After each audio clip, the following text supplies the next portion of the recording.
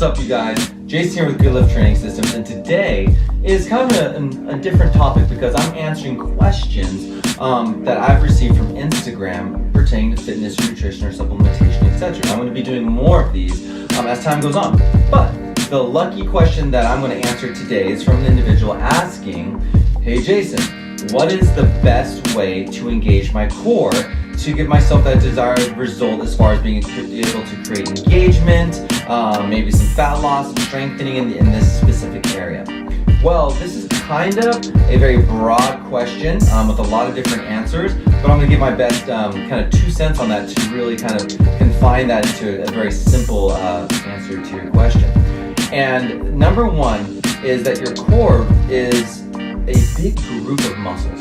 It's just not your abs. It comprises of your transverse abdominis, your rectus abdominis, external obliques, your psoas muscles, some of our hip stabilizers that kind of come around into our lower back, etc. So to answer that question simply is learning your planes of movement, because we're not going to strengthen our core just by doing a lot of the traditional abdominal exercise that you may see as far as like crunches and sit-ups and leg lifts, you name it. We have to learn to kind of diversify our movement a lot, to get a lot of these muscles kind of learning to work together as far as rotation goes, flexion goes, kind of working these oblique angles with these chopping motions, coming into extension and flexion, etc. So to answer the question, to kind of now to get a little bit more definitive and defining on that, is really learning to expand your library of abdominal exercises and movements. So yes, crunches and sit-ups and leg lifts and things like that will get your abdominals strong, but we want to think about the diversity of movement. You want to work on rotational movements, you want to work on your flexion movements, upward choppers, etc. The more that you diversify your movements of your core with stability and strength and rotation and getting a lot of different movements in there, you're going to again create synergy, which means taking your muscles in different groupings and kind of cooperation to really start to work together.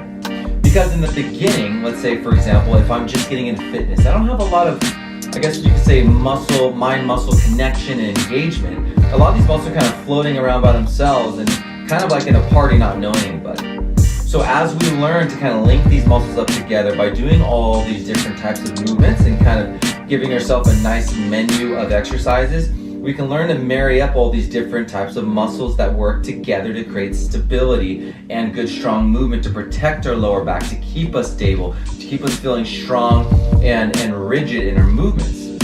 So the more that we work on this, the more we train the nervous system, which actually creates the muscle engagements and contractions and all that stuff, to work stronger, to work, I guess you could say, a little bit more responsive to what we're trying to put into it. So to answer this question even more deeper, one, the best way to engage the core is to do a little bit every day. A little bit every day is going to train that nervous system to allow those muscles to contract better, more readily. You're going to create better communication with those muscle groups.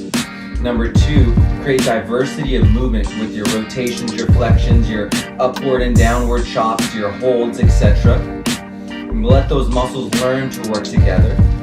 And don't be afraid to put yourself in different states of resistance. Doing something that feels really heavy against your core, doing something for endurance or like a timed plank in all your different ranges of motions, really trying to mix all these different stimuluses together.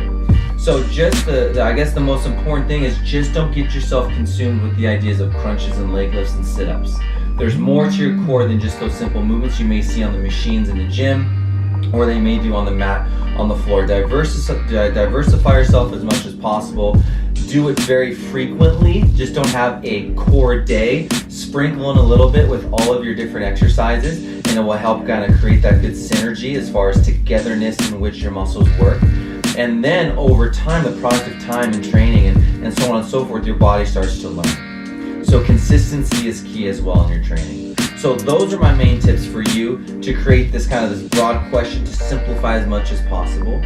So put those things, write it down, keep it in your head when you're training, and give it time, and I bet you'll see a noticeable difference when we start implementing those little tactics into play. So that's the answer to that question today as far as how do I create the best core engagement. There you go.